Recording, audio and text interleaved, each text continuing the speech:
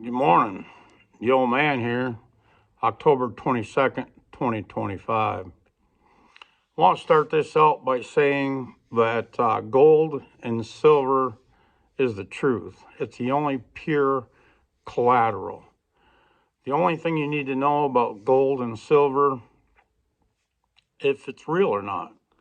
Okay, there's fake gold, there's fake silver. I'll give you that. But at the end of the day, if you got the right equipment, 30 seconds later, you know whether it's real or it's fake. All other collateral is fake. They've been working the system and don't think that they know that it's corrupt. JP Morgan comes out the other day, or the CEO of JP Morgan, Jamie Dimon, comes out the other day and talking about this tricolor and First Brand. They're just the cockroaches coming out from under the woodwork, and don't be surprised if there's more cockroaches. He's basically telling you we're fixing to do a rug pull. Anything you have today that is derived of the dollar or pays out in dollars is shitty collateral.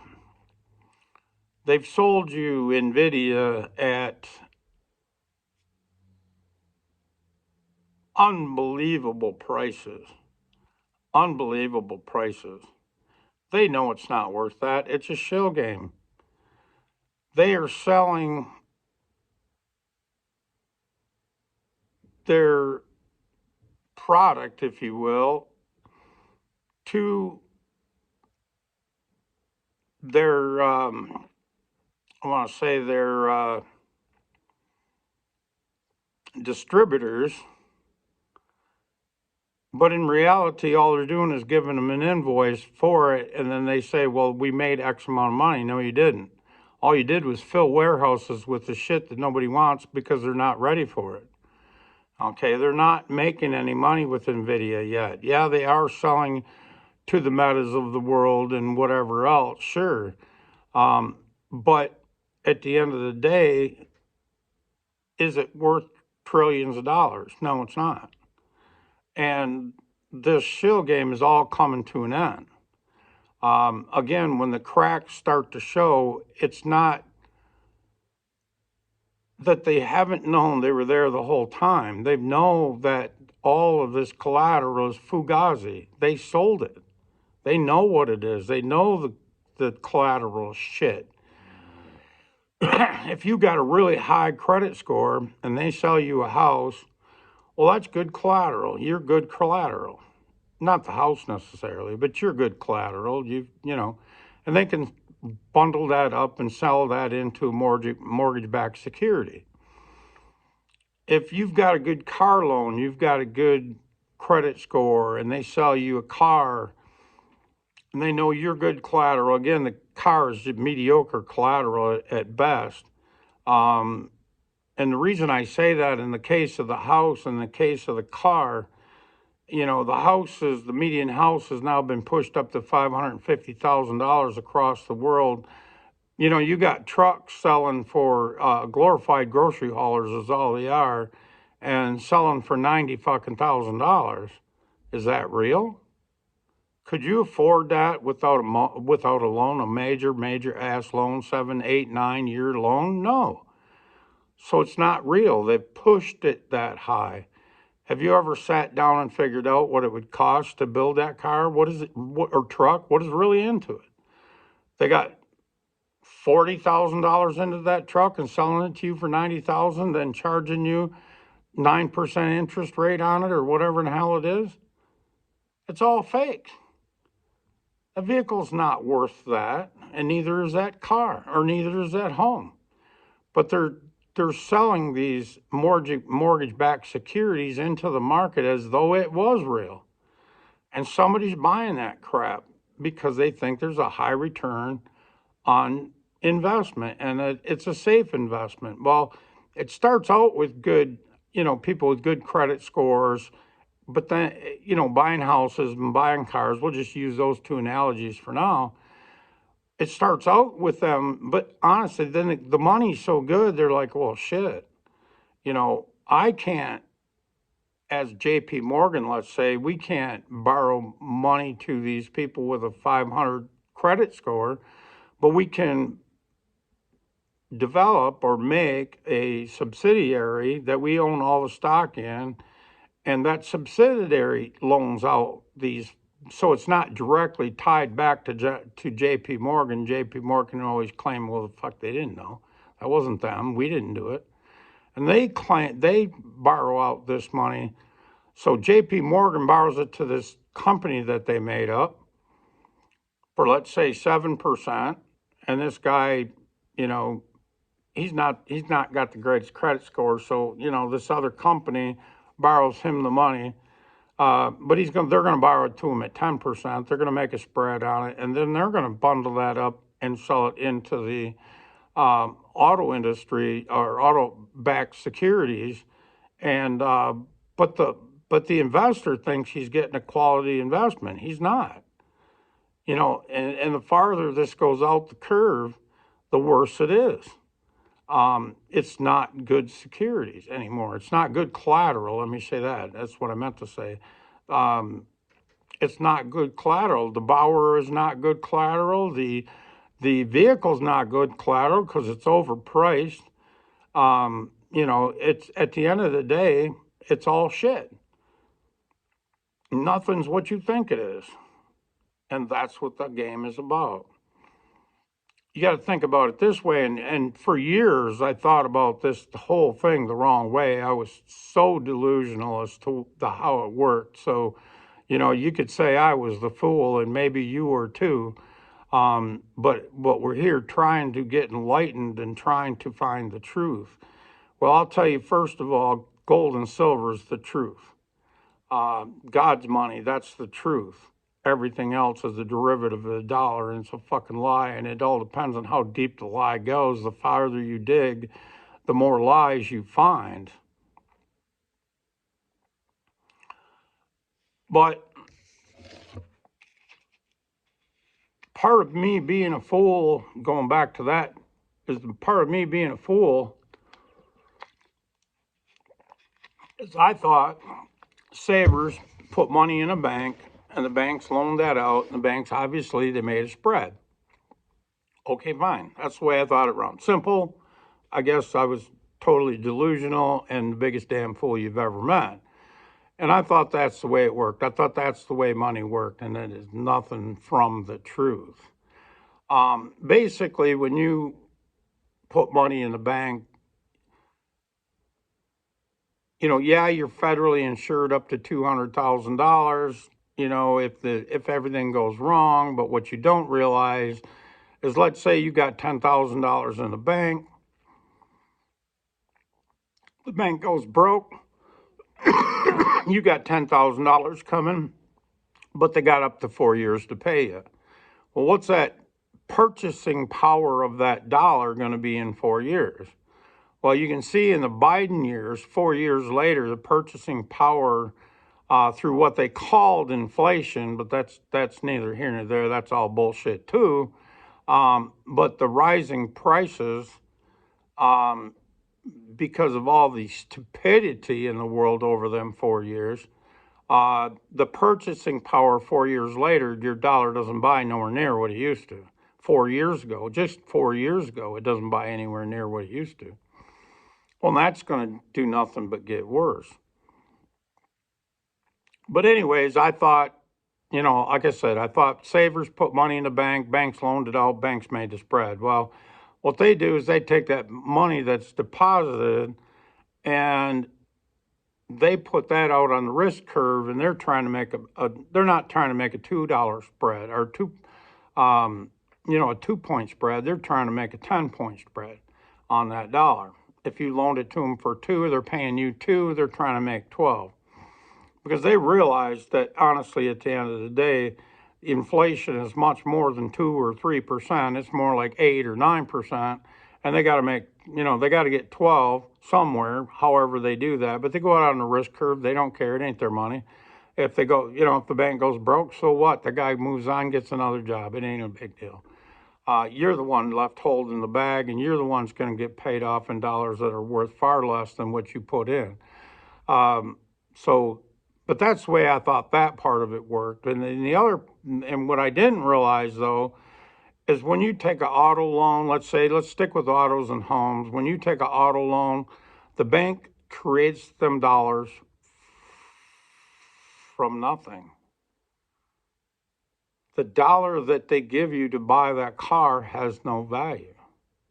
No value. Not like gold and silver's got an intrinsic value. The dollar digit on a screen has no value other than somebody is willing to accept it. And that is the fakest damn thing in the world. So they blow these prices up of the houses and they blow the prices up of the cars because of their money policies or their lending policies or however you want to look at it. And you just keep paying more and more and more. And Matt just froze up there for a second. You just keep paying more and more, and you're paying interest on that loan. Now, mind you, the dollar came from nowhere. Nobody worked to make it or get it out of the ground or anything else. The dollar just come from thin air. Okay, much like Bitcoin, and we can go into that if you want, and I know a lot of people think I'm crazy, blah, blah, blah, that Bitcoin, well, there was a time to make money on Bitcoin, just like there was time to make money on NVIDIA, there was time to make money on Tesla, there was time to make money on a lot of different things. But the thing about it is, like the average gambler never takes any money or never takes any chips off the table. If he wins today, he's all in until there's no chips left. That's the problem. If you took profit somewhere along the line and put that profit into gold and silver, fine. But if you're all in on Bitcoin, I bought Bitcoin when it was 40 some $1,000, and I rode that bitch to the top. 60, what was it, 62, $67 last go round, $67,000 last go round, and I rode that bitch all the way down to 20. Now, if I had any goddamn brains, I would have sold at the high and bought back in, or anywhere near the high of 60 some $1,000. You could see it coming, but I didn't really understand it. Didn't have a ton of money into it, but enough to watch the cycle. And honestly, it was good educational purposes. But then when I rode that bitch all the way down to 20,000, I thought I was a damn fool. And I should have got rid of it somewhere in that $60,000 range and then watch it come all the way to 20 and then buy it back in at 20 and maybe even put more money in. Now, hindsight being 2020, I should have been all in, but you're never there. You never know at that point. You don't know really what the bottom is, and you really don't know where it's going. But now with hindsight, we do. But at any rate, I could have bought back in at 20,000, put even more in at 20,000, and then wrote it back up again. Well, I'll tell you what I did do.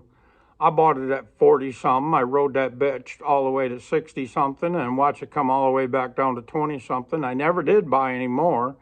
And I watched it go up to 90,000, basically doubled my money. And I said, fuck it, I'm out of here. I would have actually been better off if I would have bought gold and silver back in the day, but I didn't. I bought Bitcoin instead. And Bitcoin had its day.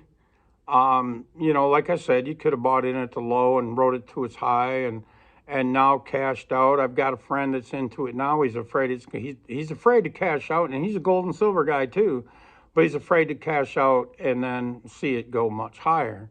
Well, like I told him, well, if nothing else, if you're afraid to miss more upside, at least take 20% of your chips off the table, buy gold and silver, and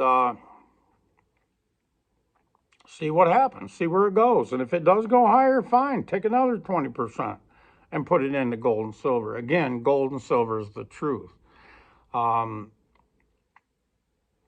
But whatever, kind of getting off on a different tangent there. But all of these, they are intentionally now showing you the cracks, and they've taken the Ponzi scheme as far as they can. They can't hold it in anymore if they even wanted to, but they can't even if they wanted to hold it in. I think they do. I think they hold it in as long as they can. They cover it up as long as they can. And at some point they go, okay, now's the time. And we'll start showing the cracks. And the cracks are now showing, again, Tricolor and that auto parts place. Just had the name of them and lost it again. But the auto parts place, and the billions of dollars were lost. Were they? Those dollars were created from nothing. Was there any real loss? Just like in 2008 in the housing crisis, if you will, and the housing, that all them Fugazi loans come to a close. Well, was there any money really lost? No. And the reason I say that is because they blew everything up in the first place. They printed the dollars from nothing, thin air. They enjoyed all the profits while the money was being made and things were good. And when it all collapsed, they're like, oh, who could have ever seen that coming? They did. They created it. They knew what it was. They knew exactly what it was. And they knew exactly how it was going to end. In fact, they decided when it was going to end.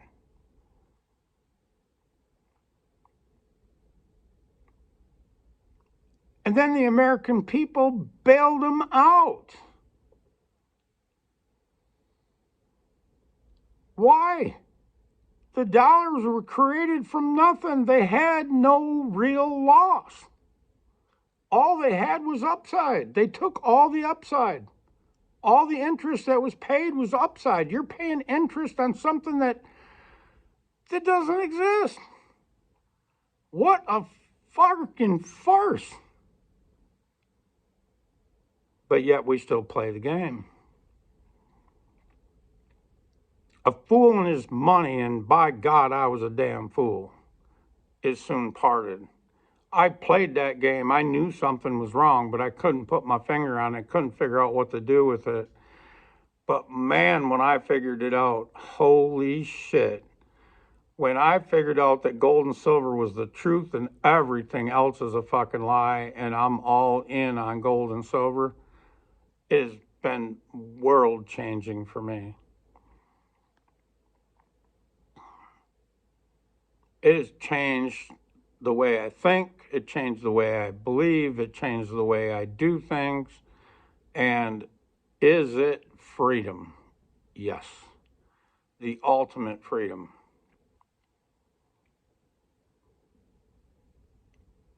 And that's what I'd hope you to find as well. The cracks are showing because they want the cracks to be seen. They are going to show you a narrative that, oh my God, nobody's seen this coming. Yes, they did. They made it. They decided when to pull the plug, and the plug is going to be pulled here shortly. And again, I don't see how, like last time they bailed out the banks, they bailed out General Motors, they bailed out Chrysler because they were too systemic to fail. Well, how are they going to bail them out now? There's so much. And then the stock market as well. You're going to find out how many of these companies aren't even real. They haven't been able to pay the interest on their loans in years. But the banks won't show that. They need you to stay in the game. They need to keep fleecing you. And again, I've talked about people having $1 million in the stock market, and they feel they're rich. They feel they can retire on that $1 million. And in the past, as I would have believed in the past, I would have thought the same thing. Hell yeah, $1 million? What the fuck? That's a lot of money. You should be able to retire on that fairly comfortably. But not when they do this rug pull. Not when they do this rug pull. I thought it might go slow, but I don't think it's going to go slow. I think it's going to go very fast so that you won't be able to sell into the rallies. When she breaks, she's going hard. She's really going to go hard. That's my opinion, anyways. And, if you got all your chips on the table, I don't know what to tell you. I'd recommend taking at least 20% of your chips off the table and buying gold and silver with them, whatever that looks like for you, wherever your chips are at. If all your money is in your house and you can borrow $100,000 and that's 20% of your portfolio and you can borrow $100,000 on that house right now and put it in gold and silver, I don't know, that might not be a bad idea. It may sound like a foolish idea. I don't know. It all depends on how you look at things, I guess.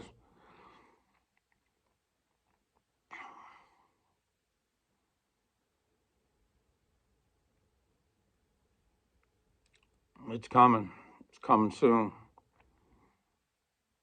Talking about Donald Trump in my last video, and I had a few comments, and the guys are saying that yeah, things are better than Trump, than Biden, and blah blah blah blah blah.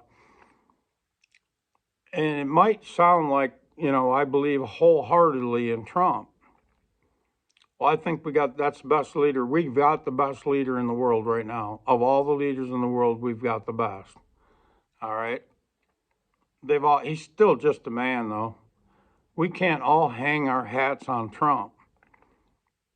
And I don't. I believe he's the best man for the job. But at the end of the day, I'm responsible for my household, not Trump. I am responsible for myself and my family, not Trump. I believe Trump will make it so the entrepreneurs in the future can rebuild society. And one of the ways of doing that, and it's coming right now and nobody sees it, not really, maybe a few, but not many. He's getting rid of the bureaucracy and the bullshit in the system. We have no idea how much they filter off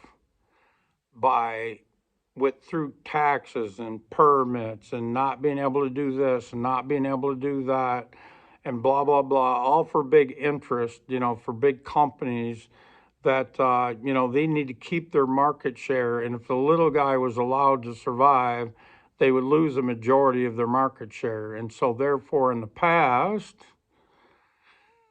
the rules have been written as such that the little guy can't start from nothing and go to the top.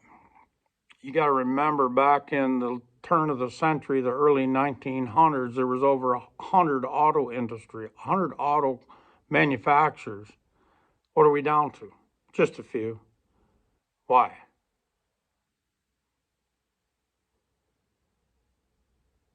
Because big business made the rules and changed the rules to favor themselves and put the little guy out of business. The little guy was like, well, I either sell to the big guy or go broke. Well, they sold to the big guy for the most part, and some was stubborn and they just went broke. We need to start over. We need to build things from the ground up. We need a bunch of little companies acting independently and doing what's best for the country. And that day is coming. This reset, if you will, and that word's used very loosely, the reset, in my opinion, the reset is resetting the rules, law and order, going back to law and order. And that's what we need, and that's what Trump's working on. And then global trade needs to be regulated, that places like China can't sell product that's subsidized by the country and therefore sold into our market super cheap. we can use honey as an example, and I've dabbled in bees enough to be dangerous. I like bees. Uh, I think it's a lot of fun raising them. Again, part of homesteading or prepping. Uh, but the Chinese were bringing fake, believe it or not, fake honey into the country, so cheap that our producers were going out of business. And it was in Trump's first term that he eliminated that. And it was super easy to eliminate. All you had to do was test it and find out that it was like 2% honey and the rest of it was corn syrup. And they were putting our American producers out of business. Now that's an extreme, but there's a lot of that going on. And he needs to make those trade deals. And that's what this trade deals and tariffs are all about, is trade deals. That you're not going to screw us over and send us cheap shit that we can't possibly compete with real products. And that's what we need. Now, is real products going to cost us more? Sure it is. But you go back to when I was a kid, and I had a steel Tonka truck made in the United States. And that Tonka truck made it through my whole childhood. And trust me, I was rough on shit. Me and my brother had one Tonka truck to share, and we were rough on shit. But it lasted us our whole childhood rather than a cheap plastic Chinese shit that lasts 10 minutes, 15 minutes. Before you know it, it's broken and on a pile and probably in the garbage in less than 30 days. But it was cheap. Or do you want to buy a Tonka truck that lasts your child's lifetime? I think the choice is obvious. We need to go back to buying American, building American. We need small business running this. The biggest thing about it is, with small business, you got tens of thousands of people making financial decisions every day. And that's good for the market. When big business runs it, you got a few dozen people sitting on a board and they don't give a shit about the employees. They don't give a shit about the environment. They don't give a shit about nothing. All they care about is making money and fleecing whoever they have to get that money.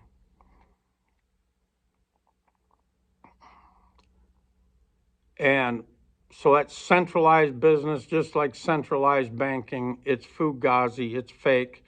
It's not ever done in the best interest of the country. And that shit needs to end. Well, that's about all I got for today. Hope all of that made sense. Appreciate it before you check out here. If you'd at least hit the like button for me.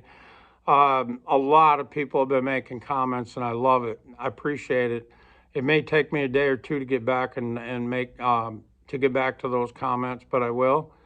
And I appreciate that. And again, if what I got to say is making sense to you, and you think somebody, your friends, your family need to hear about it, please share this with them as well.